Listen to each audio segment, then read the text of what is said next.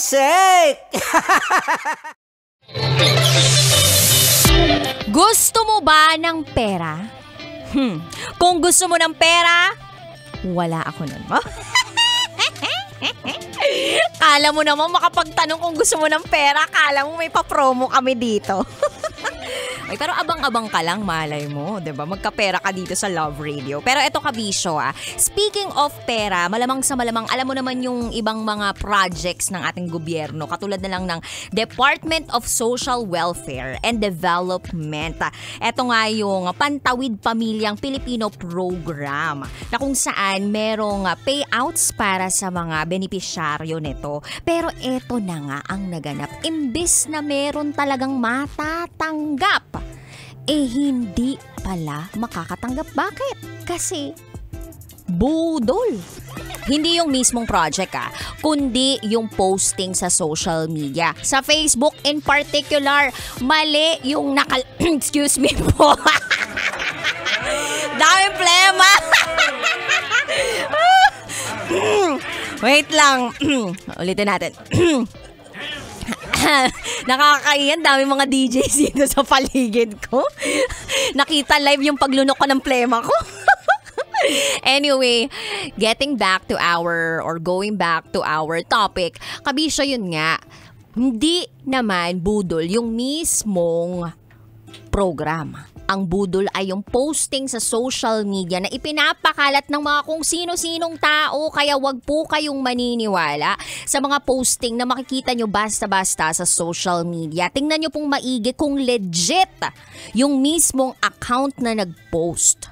Yun po yun, kabisyo. Kasi kapag hindi nyo tiningnan yan, kung hindi nyo pina-fact check yan, edi wala. Mabubutol ka talaga.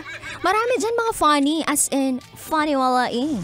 Yung naniniwala na lang sa kung ano-anong mga nakikita sa social media pero hindi nila alam na budol pala o kaya naman fake pala yung mga pages na fina-follow nila. So, hindi pala yun yung official account. Ayun. So, kailangan po i-check natin, i-verify natin maigi kung yung page po na fina-follow natin or sinusubscribe natin or nakalike tayo, legit. Okay? Parang katulad na lang yung nangyari dito kay Uncle Dagol tsaka kay Tanya Chinita. May kumakalat po silang chismis. Charot. May kumakalat po na account na hindi naman talaga nila hinahandle. So, wag po kayong magpapaniwala sa mga makikita nyo po doon. Wag nyo po i-follow yun. Wag nyo po ilalike yung mga ganon. So, again, i-check nyo po, i-verify nyo po muna yung information na makukuha ninyo or yung mismong page na ilalike, isusubscribe ninyo or i-follow ninyo para hindi po tayo mabudol. Para in the end, hindi po tayo magiging luhaan. Ayan. So, anyway, kabisyo, ang gandang paalala ni DJ Rakitera yan para sa inyo, diba? 3 to 5 p.m. tayo magkakasama ngayong araw na itetsuwa kapiling ang babaeng naniniwalang hindi man ako palaging may pera. At least palagi naman akong maganda. This is me, the one and the only DJ Rakitera. And today, Thursday, isa na namang panibagong secret file ang aking babasahin. Kaya naman lakasan na ang volume ng radyo because for today's radyo, ibibigay ko na po ang patikim ng DJ Rocky's Secret File.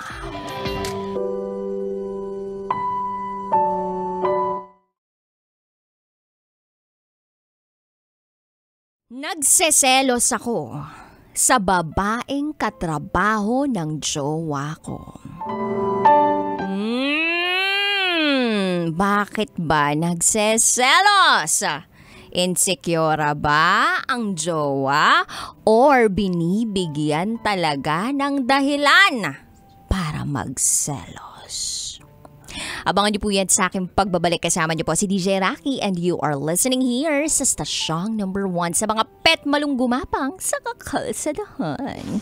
90.7 Love Radio. Kailangan pa bang i-memorize yan? Basic.